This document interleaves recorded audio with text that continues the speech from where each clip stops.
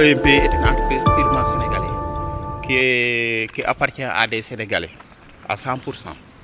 Là, on a respecté toutes les procédures depuis la création jusqu'à présent. Mais malheureusement, eux, par presse interposée, ils nous envoient des invectives.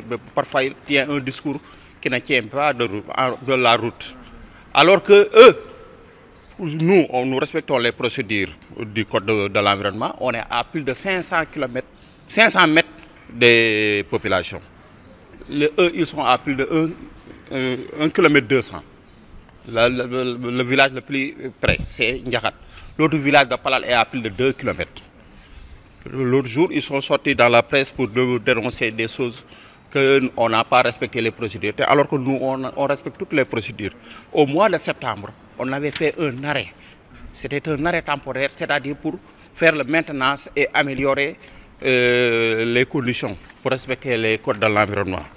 Hein? Sur ce, il y a plus de 500 pères de famille actuellement qui sont en chômage. Plus de 100 pères de famille qui sont en chômage actuellement. Si tu vois, parce qu'il y avait 20 permanents, plus de 80 journaliers qui venaient ça régulièrement. Il y a des prestataires de services comme M. Djibril de DMC et M. Gueye qui sont aussi en chômage.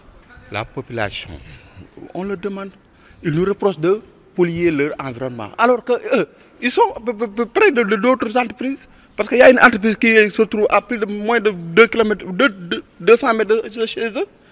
Il y a les dépôts d'ordures qui sont créés ici, Promogène est venu ici. Eux, c'est-à-dire il y a une main invisible derrière eux. Pourquoi pas le ministre vient ici nous demander de créer un cadre de concertation avec les populations? Nous, on est prêts. On est prêts à rencontrer les populations. Tout ce qu'on fait, c'est du clair, c'est du limpide. Là, on respecte tous nos engagements. Concernant les jeunes là, je vous dis que actuellement, on a 2 de nos employés qui sont disparus.